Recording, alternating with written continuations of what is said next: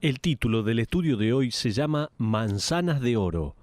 Vamos a basarlo en Segunda de Reyes capítulo 5, versículos 15 al 27. Siempre me fascinaron las fábulas griegas. Tal vez usted leyó en alguna oportunidad alguna de las fábulas de Esopo. Esopo era un escritor griego que supuestamente vivió unos 600 años antes de Cristo. Él adquirió una gran fama contando leyendas y fábulas. Hasta Aristóteles describió cuán maravillosas eran las historias de Esopo, al contar cómo éste defendió a un político corrupto en la corte. Su defensa fue simplemente el contar una fábula en cuanto a una zorra. Esopo dijo esto, escuche bien: cierta zorra tenía pulgas, las cuales la incomodaban, así que otros animales se acercaron a preguntarle si podían ayudarla a quitarle las pulgas. La zorra contestó: no, estas pulgas están llenas y ya no pueden chupar más mi sangre. Si ustedes las matan, entonces otras pulgas hambrientas vendrán a picarme. Luego Esopo le dijo al jurado: caballeros, si ustedes matan a mi cliente adinerado, van a aparecer otros sin tanto dinero y les van a robar todo. El cliente de Esopo quedó en libertad. También tenemos la interesante leyenda griega de una hermosa mujer llamada Atalanta y su pretendiente Hipómenes. Atalanta era la corredora más rápida de su provincia. Ella decidió desafiar a todos sus pretendientes a una carrera, pero con una condición. Ella se casaría con el hombre que le ganara en una carrera, pero todos los que perdieran tendrían que morir. Algunos aceptaron el desafío, y uno tras otro perdieron la carrera y consecuentemente sus vidas. Luego llegó un hombre muy astuto llamado Hipómenes. Aceptó el desafío.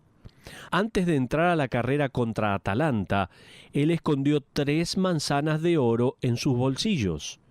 Cuando la carrera comenzó, Atalanta le fue sacando ventaja con mucha facilidad. Entonces, él sacó una manzana de oro y la arrojó delante de ella. El brillo de la manzana de oro cautivó la mirada de Atalanta, y cuando ella paró para levantarla del suelo, él la pasó a toda velocidad. Ella se recuperó rápidamente y tomó nuevamente la delantera. Otra manzana de oro apareció en su camino, y cuando ella paró para recogerla, Hipómenes la pasó nuevamente. Él estaba en la delantera y se acercaba a la meta, pero una vez más ella lo pasó. Sintiendo que esta era la última oportunidad, él arrojó la 3ª manzana delante de ella, y mientras ella no se decidía entre la meta y la avaricia, Hipómenes la pasó y ganó la carrera.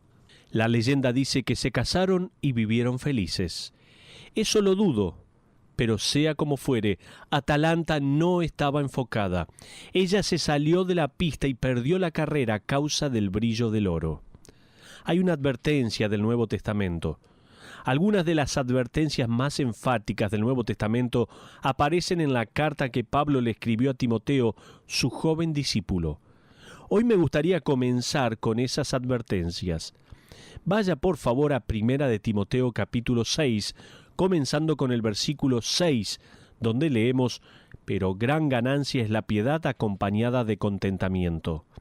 Ahora, entienda que contentamiento no es una aceptación pasiva, sino una independencia activa. La palabra griega significa independientemente de las circunstancias.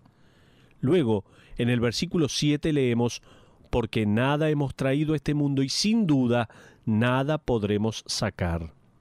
Alguien dijo una vez: nunca vi una carroza fúnebre con un remolque.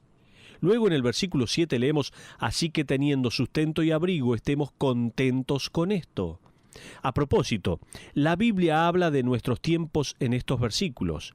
Identifica las 2 causas de descontento: las cosas que uno ya tiene en el armario y cuán grande usted quisiera que fuera su armario. Estas son las 2 cosas: las cosas que uno ya tiene en el armario, y la segunda, cuán grande usted quisiera que fuera su armario. Ahora fíjese en el versículo 9 en su primera parte. Dice la Biblia: porque los que quieren enriquecerse caen en tentación y lazo. Hagamos una pausa aquí, por favor. Fíjese que Pablo no escribió, algunos quieren enriquecerse, pero escuche una vez de un hombre que se quiso enriquecer y cayó en tentación. Él no escribe eso. Él escribió, porque los que quieren enriquecerse caen en tentación y lazo. A propósito, él tampoco dijo los que son ricos, sino los que quieren enriquecerse.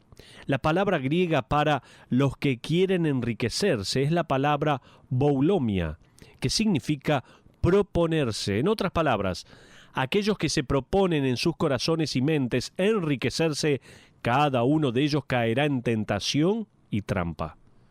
Continuando con el versículo 9, en su última parte leemos, y en muchas codicias necias y dañosas que hunden a los hombres en destrucción y perdición. Y el versículo 10, porque raíz de todos los males es el amor al dinero, el cual codiciando algunos se extraviaron de la fe y fueron traspasados de muchos dolores. Estos estaban corriendo la carrera, pero delante de sí, un poco fuera de su trayectoria de piedad, apareció una manzana de oro. Luego solo fue un pequeño desvío, una desviación avara, un compromiso deshonesto, y las cosas parecían estar bien, no parecía tan malo. En realidad, no obstante, usted ha sido atrapado por una trampa, enredado en un lazo. La trampa es el olvidarse que uno no trajo nada a este mundo y no se va a llevar nada de él. Entonces, en vez de poner su mente y su corazón en la justicia y en la generosidad, uno pierde de vista la meta y se dispone a correr detrás de cada manzana brillosa que capta su atención. Me gustaría leerle parte de un escrito de Cipriano, uno de los primeros líderes de la Iglesia. Él escribió estas palabras unos 200 años después del ascenso de Cristo al cielo. Cipriano escribió las siguientes palabras con frustración, describiendo a los creyentes de su generación. Él decía esto: sus posesiones los tienen encadenados, cadenas que inmovilizan su coraje y ahogan su fe, e impiden su juicio y restringe sus almas. Ellos piensan de sí mismos como dueños, pero ellos son los que fueron adueñados. Esclavizados a sus propias posesiones, no son los amos de su dinero, sino sus esclavos. Hasta ahí lo que decía Cipriano. Ahora, fíjese en los versículos 11 al 12 en su primera parte. Dice la Biblia, mas tú, oh hombre de Dios, huye de estas cosas y sigue la justicia, la piedad, la fe, el amor, la paciencia, la mansedumbre, pelea la buena batalla de la fe. Me encanta esa palabra pelea. Escriba junto a ella, en el margen de su Biblia, por favor, la palabra agonizar. La palabra pelea proviene de la palabra griega agonizou, que significa agonizar por o anhelar. La idea es, en vez de agonizar, anhelar posesiones o un ascenso en el trabajo o más poder, prestigio o simplemente querer más, lo cual es natural del ser humano, tenemos que agonizar, anhelar la piedad, que ésta se revele en nosotros. Justicia, fe, amor, generosidad, cosas que son sobrenaturales. ¿Cómo agonizamos por ellas? Me gustaría mostrarle ahora no una fábula ni una leyenda, sino una historia verídica de un hombre que prometía mucho y que dejó de agonizar y anhelar las cosas de Dios y comenzó a agonizar por manzanas de oro. Abra por favor su Biblia en Segunda de Reyes capítulo 5. Allí tenemos esta ilustración. Es Giezi, su posición privilegiada. Permítame darle un poco de información y trasfondo de esta ilustración. Usted recordará la historia de Naamán, quien después de haber sido curado de su lepra, regresó y le rogó a Eliseo que aceptara un regalo. En nuestra última lección descubrimos que él vino de Siria con unos 1.2 millones de dólares en oro, plata y ropa. No obstante, Eliseo rechazó el presente más allá de la insistencia de Naamán. Luego Naamán y su espléndida delegación se marcharon con gran gozo porque Naamán se había curado y con todo lo que habían traído para regalarle a Eliseo. Pero veamos no solamente la posición privilegiada de Giezi, sino también el siervo de Eliseo. Ahora, mientras la conversación se lleva a cabo entre Eliseo y Naamán, y Eliseo rechazaba consistentemente todo tipo de regalos, había un tercer hombre allí presente. Este hombre estaba en silencio y, por lo que vamos a descubrir más adelante, por dentro estaba furioso a causa de una mezcla de enojo, frustración y avaricia. Me gustaría entrar nuevamente en esta escena en Segunda de Reyes capítulo 5, versículos 19 y 20. Por favor. Dice así la palabra de Dios. Y él, refiriéndose a Eliseo, le dijo a Naamán: «Ve en paz». Se fue pues y caminó como media legua de tierra. Entonces Giezi, criado de Eliseo el varón de Dios, dijo entre sí: «He aquí mi señor estorbó a este sirio Naamán, no tomando de su mano las cosas que había traído. Vive Jehová que correré yo tras él y tomaré de él alguna cosa». Hermanos, en esta historia, en este mismo momento, vemos el instante en que la manzana de oro rueda delante de Giezi. Él se distrae y ahora va a agacharse a recogerla. Vamos a ver el sucesor de Eliseo. Antes de avanzar más, tenemos que entender algo en cuanto a Giezi que nos va a ayudar. Giezi es presentado en el capítulo 4 como el siervo de Eliseo. Como su siervo, él viajaría con el gran profeta a todas partes. Serviría al profeta en distintas maneras, tal vez encargándose de sus cosas y preparándole comida. Su rol también sería el de representar al profeta ante los que acudían a él. Se trataba de mucho más que un simple sirviente. Él tenía una posición de honor. De hecho, ¿recuerda quién era el siervo de Elías? Eliseo. El hijo de un profeta que tenía una pasión por ver la gloria de Dios revelada en Israel. Giezi había sido seleccionado probablemente como uno de los mejores de su clase, dado a su habilidad, su potencial y su corazón, para pasar a ser tal vez muy pronto el sucesor de Eliseo. Giezi era mucho más que un simple siervo. Él era, quizás, el próximo profeta de Dios que estaba siendo entrenado bajo la tutoría de su amo, Eliseo. Vamos a ver algunas señales de advertencia aquí en este pasaje. No obstante, hubo ciertas señales de advertencia. Nosotros no pensamos mucho en ellas, tal vez cuando sucedieron o cuando las estudiamos. Es como lo que sucedió con Judas en el Nuevo Testamento. ¿Recuerda cómo él se quejó cuando María derramó el perfume de alto valor en los pies del Señor? Cuando uno lo lee, no piensa mucho al respecto, pero más adelante en la historia se hace aparente que Judas era un hombre avaro en su corazón y las cosas tomaban más forma. Bueno, al ver la historia de Giezi también vemos algunas señales de advertencia que muchas veces no advertimos. Por ejemplo, falta de poder. La primera señal de advertencia sería lo que voy a llamar falta de poder. Ocurrió en el capítulo 4, versículo 31. Voy a dar un breve repaso de este acontecimiento. Giezi fue enviado por Eliseo con la vara de Eliseo para apoyarla sobre el cuerpo de un muchacho que había fallecido. Eliseo asumió que Giezi, su representante, podría poner su vara en el cuerpo del niño y éste resucitaría. ¿Sabe qué? No funcionó. Eliseo tuvo que ir y hacerlo él mismo. No se nos dice por qué. Tal vez ahora tiene sentido. Pero también había falta de fe en Giezi. La segunda señal de advertencia que aparece en el horizonte de la biografía de Giezi es mucho más obvia y se hace más aparente que algo que no está bien en su corazón. Fíjese en el capítulo 4, versículo 43.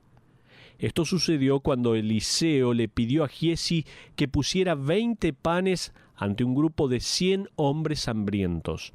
La única manera en que algo podía suceder era si Dios, por medio de un milagro, multiplicaba el pan para todos esos hombres, sus esposas e hijos. Giezi responde abiertamente y cuestionando a Eliseo lo siguiente: ¿cómo pondré esto delante de 100 hombres? En otras palabras, ¿quieres que quede como un tonto y ponga 20 panes delante de 100 personas? Primero fue falta de poder, ahora falta de fe. Ahora, pongamos estas dos pistas juntas. Primero, a causa de su fracaso en resucitar al chico, quedó evidenciada su falta de poder. Luego, a causa de su falta de fe, quedó avergonzado ya que Dios hizo un milagro y él no pudo disfrutarlo. No puedo dejar de pensar que Giezi se está haciendo más y más vulnerable a la manzana de oro que se le puede aparecer en el camino. Giezi, vamos a ver ahora su obra vergonzosa. Ahora, la bisagra en la biografía de Giezi ocurre en el versículo 20 del capítulo 5.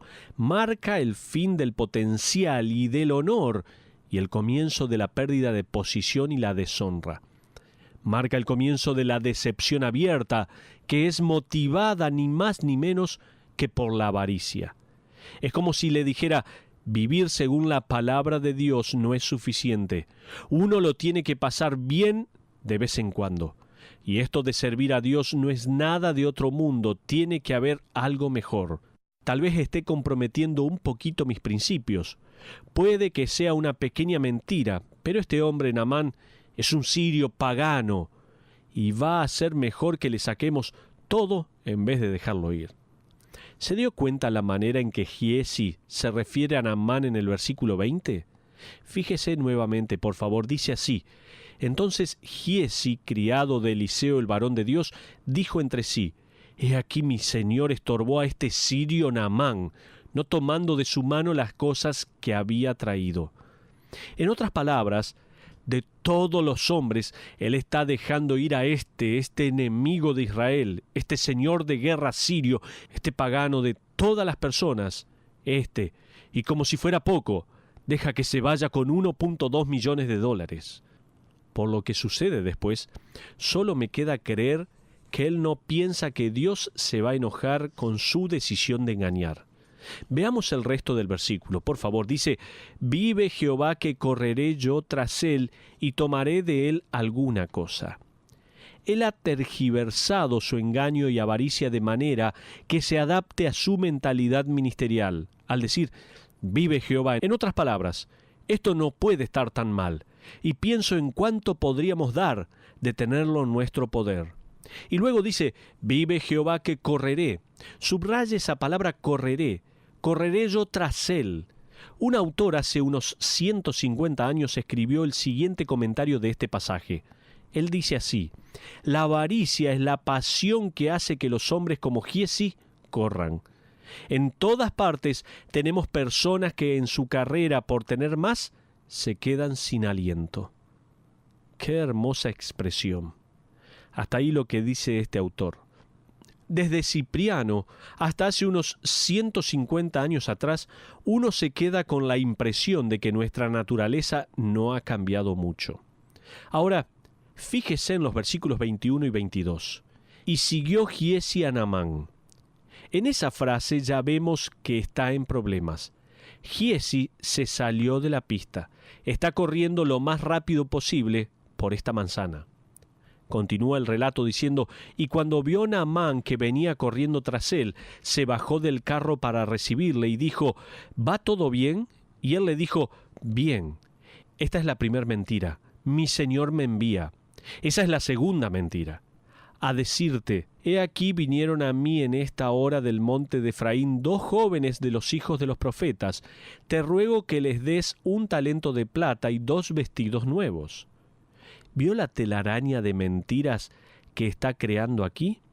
No está diciendo simplemente quiero algo de dinero, sino que inventó que unos profetas vinieron a la casa de Eliseo, y son jóvenes, y le dice de qué parte del país vinieron. Él ya tenía todo meditado. Mientras corría tras Naamán, elaboró todas estas mentiras. Suena también que debe ser verdad. Naamán, que en este momento está lleno de gozo, dice en el versículo 23, te ruego que tomes 2 talentos. Naamán le dice a Giezi que no se lleve solo un talento, sino 2. Giezi debe estar pensando, esto mejora cada vez más. Y seguramente que se alegró mucho al recibir 2 talentos en vez de 1. Le pedí a mi secretaria que me averiguara cuánto pesa un talento de plata. Así que ella llamó al banco y averiguó. Son unos 4 kilogramos. Entonces, 2 talentos, que es lo que recibió Giezi, son el equivalente a unos $1,000 actuales. ¿Cuánto vale tu integridad, Giezi?, le podríamos preguntar. ¿Cuál es el precio de tu carácter? $1,000. ¿Nada más? ¡Qué tremendo! ¿Cómo Giezi está realizando esta obra vergonzosa?